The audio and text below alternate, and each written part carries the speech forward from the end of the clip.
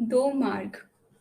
अतिशय मंगल स्वरूपाय परम कल्याणकारिणे सर्वशक्तिमत देवाय श्री रामाय नमो नमः। देवी और सज्जनों, कल मैंने आपके सामने कर्तव्य पालन का वर्णन किया था। यह मनुष्य जीवन बड़ी दुर्लभ चीज है।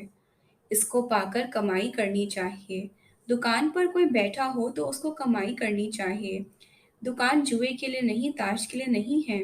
दुकान तो कमाई के लिए होती है। किसी ने किसान को बीज दिया, यदि वह उस बीज को बीजे तो वह 100 गुना हो जाए, पर चिड़ियों के आगे डाल दे तो वह किसान की बुद्धिमत्ता नहीं है। आयु के एक एक पल के दाने को विषयों के हेतु जो फेंक देते हैं, वे प्राणी कितने मूढ़ और भाग्यहीन हैं। इसके लिए बड़ा प्रयत्न करना चाहिए। उत्तम प्रयत्न यह है कि अपने जीवन को राम के मार्ग, राम के पथ पर चलाना चाहिए। दो मार्ग हैं, एक स्व यश का और दूसरा पर यश का। एक आनंद सुख मनाने का और एक कल्याण का। किसी अच्छे पंडित ने सभा में यह कहा कि दो रास्ते हैं, एक ईश्वर का और एक माया का। माया के मार्ग में प्रलोभन है। आदमी उसमें खिंचता है पर अंत में उसमें कष्ट है। मछली आटे को देखकर ही आती है तो कांटा मुख में फंस जाता है। कबूतर और तीतर पकड़ने वाले जाल बिछाते हैं, दाने डालते हैं तो फिर डार उसमें आती है। आकाश का रहने वाला स्वतंत्र पक्षी प्रलोभन के कारण फंस जाता है। प्रलोभन के पीछे दौड़ना अपने आप को हनन करना है। प्रलोभन का मार्ग अंत में कष्ट की ओर ले जाता है। परिणाम होता है दुख और चिंता। राग, द्वेष और कलह में माया पनपती है। माया का मार्ग आत्मा के लिए हानिकारक होता है। जो पुरुषार्थी और उद्यमी है, वह कभी भी भूखा नहीं रहता। आलसी पास रखी हुई चीज के लिए भटकता रहता है और पुरुषार्थी के लिए हजारों कोस की चीज भी समीप ही होती है। माया का मार्ग आत्मा के लिए बड़ा हानिकारक है। किसी मेले में चार आदमी गए। एक ने कहा, मेरा जी तो खेल देखने को चाहता है। सो जिधर वीरता के खेल हो रहे थे उधर वह चला गया। एक साथी ने कहा, मैं तो कुछ खाऊंगा। तीसरे ने कहा कि मेरी तो यह रुचि है कि मेले में जरा मस्ताना होकर घूमूं। वह शराब की दुकान पर चला गया। चौथे ने विचार किया कि यह भक्त लोग जो गीत गा रहे हैं और किसी से कुछ मांगते नहीं हैं, उनके पास बैठूं, और उधर चला गया।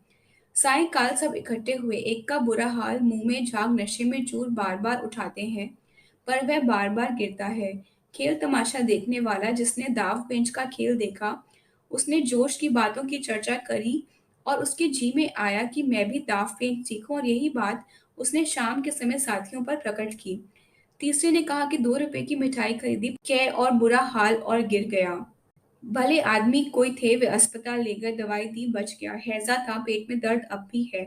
दिन चढ़े उसने कहा कि मैंने कानों को हाथ लगाया कि मैं मेले में कोई चीज नहीं खाऊंगा। चौथे ने कहा कि मैं सत्संग में गया था, जो मुझे आंतरिक सुख हुआ वह जन्म भर कभी नहीं हुआ। खेलने वाला कहे, वह सुख कौन सा है, क्या तुम्हें अब भूख नहीं लगेगी? उसने कहा कि ये तो अंदर ही जानता है। खेलने वाले ने कहा, मुझ मेरे मन में तो वीरता का ही भाव पैदा हुआ।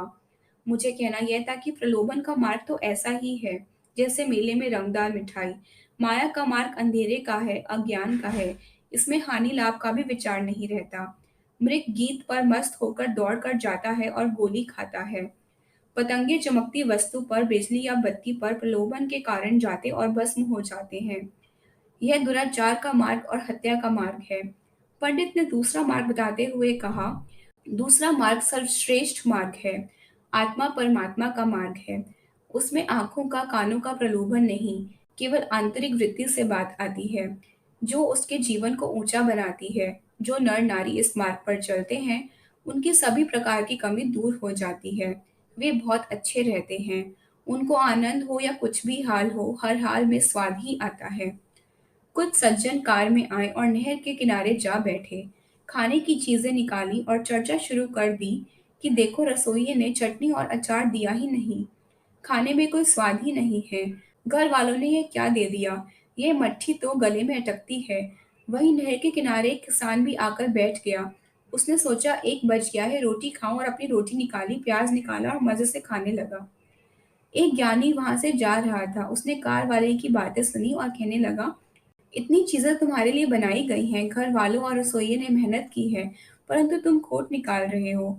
वह कहने लगा कि स्वाद नहीं आया। ज्ञानी ने कहा कि यह स्वाद की बात उस किसान से क्यों नहीं पूछ लेते जो प्याज से रोटी खा रहा है। वे उस किसान से कहने लगे, क्या कारण है जो हमें स्वाद नहीं आया? किसान ने कहा, स्वाद क्या खाक आता, स्वाद तो मेहनत करने से जो भूख लगती है उसमें होता है, और जो मिले उसे धन्यवाद सहित खाने में होता है। तुम्हारी मट्ठियाँ जिन्हें खाते हुए तुम धन्यवाद तो दूर कोरे खोट ही खोट निकाले, मेरी नज़र तो उन पर जाती थी, पर मन नहीं जाता था। मुझे तो पराए परांठों से अपनी रूखी सूखी अच्छी। जैसे भूख लगती है तो उसमें स्वाद का पता होता है, और बिना भूख बहुत पदार्थ खाने पर भी पता नहीं चलता। तो जो आंतरिक सुख होता है वह निराली चीज़ है। वह माया के मार्ग में नहीं मिलता। माया का मार्ग तो स्वभाव से प्रलोभन का मार्ग है। वास्तव में साधारण व्यक्तियों का इतना दोष भी नहीं, उन्हें सत्संग नहीं मिला। एक देहात की स्त्री गंगा किनारे माला फेर रही थी। एक बड़े घर की स्त्री बड़े अच्छे वस्त्र पहने हुए उसके पास आकर कहने लगी, तुझे 1 घंटे से माला फेरते देख रही हूँ, क्या इससे तुझे धन मिल जाएगा? गांव की स्त्री ने कहा, मेरे लड़के बड़े परिश्रमी किसान हैं। महाराज ने मुझे सब कुछ दिया हुआ है। यहाँ नील धारा के समीप जो सुख है वह अन्य वस्तुओं में नहीं। धनी स्त्री ने पूछा, राम नाम कहने में क्या रखा है? उसने कहा, यह तो करने से अनुभव होता है, तुझे कैसे वह रस बताऊं? यह तो करने की बात है, कहने की नहीं। तुझे यदि चाव है तो किसी संत से विधि पूछकर करो। उसकी शांति देखकर उसे चाव पैदा हुआ। खरबूजे को देखकर खरबूजा रंग बदलता है। वहां उसने गंगा जल लेकर संकल्प किया, एक व्रत लिया। सोचा कि ताश खेलने में जो घंटों समय नष्ट होता है, सहेलियों में जो अनाप शनाप चलता है, वह सब बंद हो जाएगा। कहने लगी, मैं जप करने में आलस कर गई, यह सोच कर कि जप में क्या रखा है, और बाजारों में यूं ही घूमने में उम्र बिता दी। तुम्हें देखकर चाव हो गया। उसमें इतना परिवर्तन देखकर उसके संबंधियों पर बड़ा प्रभाव पड़ा। पूछने लगी, ये सब कैसे हुआ?